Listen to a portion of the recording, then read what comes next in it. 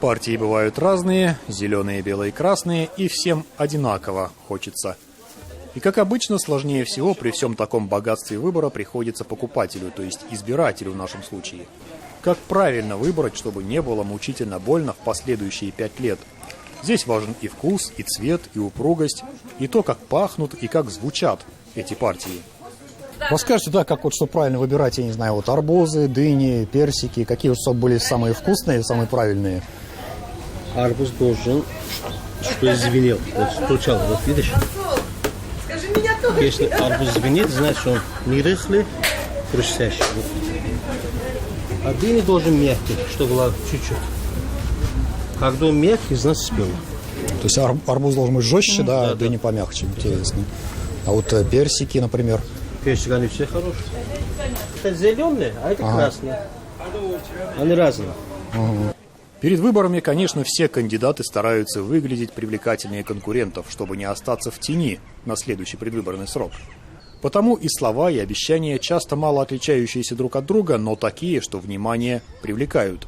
Это потом может оказаться, что кто-то еще не дозрел, другие, наоборот, уже потеряли полезные свойства. Но это, как говорится, завтра, а сегодня смотрим внимательно. Списки кандидатов, они всегда отвечают требованиям сбалансированности по этническому составу, да, например, в национальных республиках, говорят, в Татарстане, есть баланс возрастной, гендерный, таких перекосов нет. Это традиционно для списка. Гузель Валеева представляет партию «Зеленые». По собственному признанию, сама и руководитель регионального отделения, сама себе и помощник, и пресс-секретарь, и маркетолог, и все-все-все остальное. Главный канал избирательной кампании – социальные сети. Главный девиз – «За человека, за экологию, за зеленую экономику». Про зеленую экономику я могу сказать фразой Леонида Ильича Брежнева. Экономика должна быть экономной. То есть зеленая экономика – это экономика zero waste, то есть нулевых отходов. И если эти отходы образуются, то они обязательно перерабатываются и подвергаются рециклингу. То есть здесь за максимальную переработку отходов, а не за их утилизацию и правильную застройку. Последствия высокоэтажной застройки в крупных городах мы уже пожинаем. В этом году Казань поглотили потопы. Скорее всего, это одно из последствий неправильной, без учета требований окружающей среды и механических свойств грунтов, застройка центра. Преодолеть 5% барьер вместе с лидером списка, доцентом Института экологии и природопользования КФУ Гузель Валеевой также планирует предприниматель Артем Илларионов и пенсионер из Набережных Челнов Евдат Мифтахов. Не только из пенсионеров состоит список кандидатов от партии пенсионеров.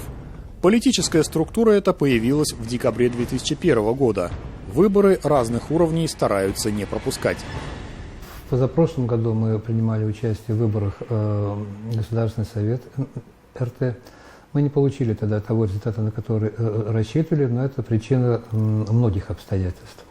В прошлом году мы участвовали в муниципальных выборах, и там результат наш уже гораздо лучше, гораздо лучше. У нас сейчас есть 40 муниципальных депутатов в 21 районе Татарстана. Это уже хорошая сила. Беспокоит система здравоохранения, образования, культурный уровень россиян. Есть претензии к главным телеканалам страны и, конечно же, к пенсионной реформе. Мы предлагаем, отменить состоявшуюся пенсионную реформу. Кроме того, есть у нас мнение, что Пенсионный фонд России, он совершенно ненужная структура.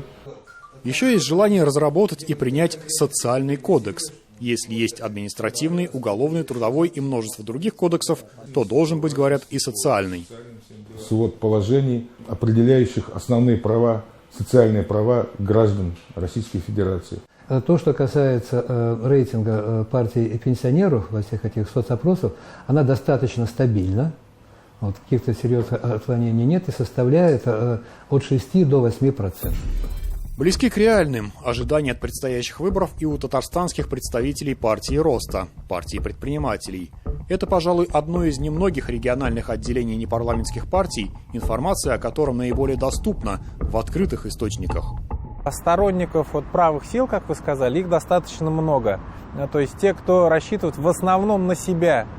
И эти люди зачастую не верят уже ни выборам, ни их представителям депутатов, да, считая, что все-таки от них, от самих только что-то зависит. И в этой части мы проводили некий анализ, в республике у нас как минимум до 15% электората можно собрать.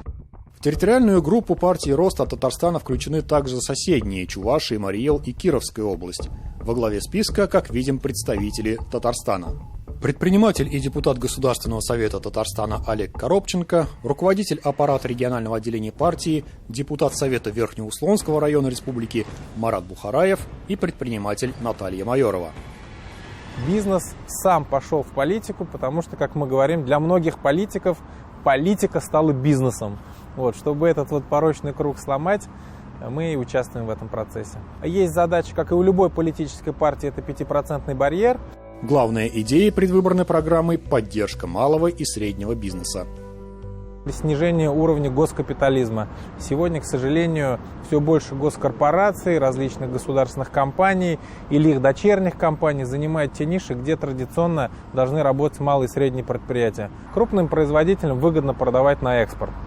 Большими оптовыми партиями частный предприниматель, который хочет купить полимеры, металл, еще что-то, он получает, как правило, высокую цену, он не интересен этому крупному производителю, и, соответственно, он вынужден покупать по высокой цене у перекупщиков.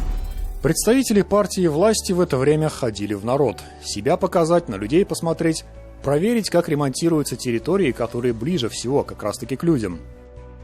Основная задача по нашей стратегии – это работа с людьми. Под это выстроены все наши проекты, мобильные, приемные, мой депутат, телефонная система. Будем проводить, пикетную программу большую. Больше использовать. Идет где-то строительство, идет где-то ремонт. Лучше, конечно, вводные объекты у нас много. После ремонта школ, садики, новые школы, садики, дворы. В стране нет такой программы. 1000 дворов в прошлом году, 1000 с лишним дворов в этом году. И мы по 1000 дворов будем, пока планируем. 5-6 лет пройдет, наверное, 7000 дворов. Жаркая пора, наверное, во всех смыслах продлится еще 2 месяца, до дня выборов 19 сентября, по крайней мере для кандидатов. И месяц до старта агитационной кампании. Немного времени, чтобы разобраться в цветовом партийном многообразии и отделить овощи от фруктов. Зуфар Давлетшин, Роман Безменов. 7 дней.